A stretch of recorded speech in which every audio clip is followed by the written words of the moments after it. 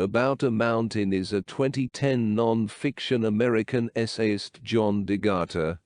The book delves into the controversial proposal by the U.S. government to construct a nuclear waste storage facility at Yucca Mountain near Las Vegas. In its exploration of this environmental issue, the narrative intertwines environmental reportage with a broader meditation on the significance and essence of Las Vegas itself. By juxtaposing the mountain and the city, Agata constructs a pessimistic portrayal of the American dream. The narrative begins with Agata's arrival in Las Vegas, intending to assist his mother in settling into her new home. However, the allure of the city distracts him, prompting an investigation into a pressing matter. He discovers that the U.S. government has proposed the construction of a nuclear waste storage facility at Yucca Mountain, located not far from the city. Driven by a desire to understand the implications of this proposal, Agata delves deeper into the details.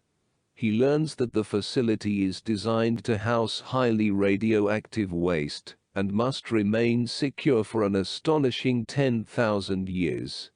Intrigued by the extended lifespan requirement, he uncovers a report from the Committee on the Technical Basis for Yucca Mountain Standards.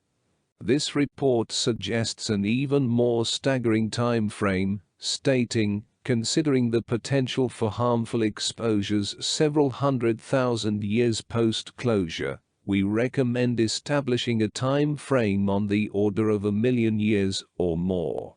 The selection of a 10,000-year time frame for the nuclear waste storage facility at Yucca Mountain appears arbitrary, primarily reflecting the inherent challenge of predicting the distant future, rather than being grounded in the half-life of the radioactive waste.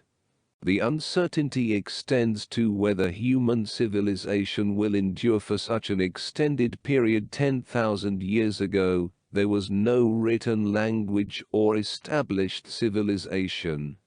While delving into the Yucca Mountain proposal, Agata simultaneously explores the complexities of Las Vegas. Despite projecting an image of pleasure and luxury, the city harbors unsettling statistics, positioning it as one of the least happy places in America. It grapples with high rates of suicides, smokers, teenage drug addicts, drunk driving arrests, bankruptcies, divorces, and high school dropouts. Paradoxically, Las Vegas maintains an untarnished public image, even being hailed as the new all-American city in a Time article, as Agata highlights. Intrigued by the alarming suicide rate, Agata volunteers at a suicide hotline and receives training that discourages asking callers why. Through conversations with numerous individuals contemplating suicide, he discovers the tragic case of Levi Presley, a teenage boy who jumped from the top of the Stratosphere, Las Vegas's tallest hotel and casino complex.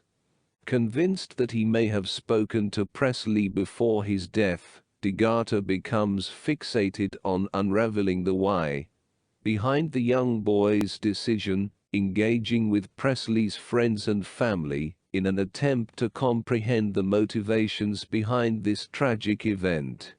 In his exploration, Agata uncovers unsettling details that render the Yucca Mountain site alarmingly unsuitable for nuclear waste storage.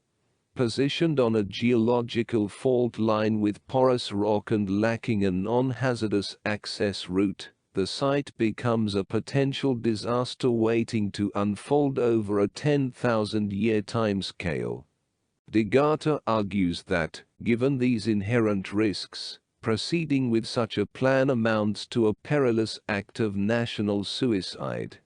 When questioning nuclear waste consultant Bob Halstead about the repercussions of an accident at the proposed storage site, Agata learns that Las Vegas would be sacrificed to the desert. Halstead emphasizes that the city would cease to exist.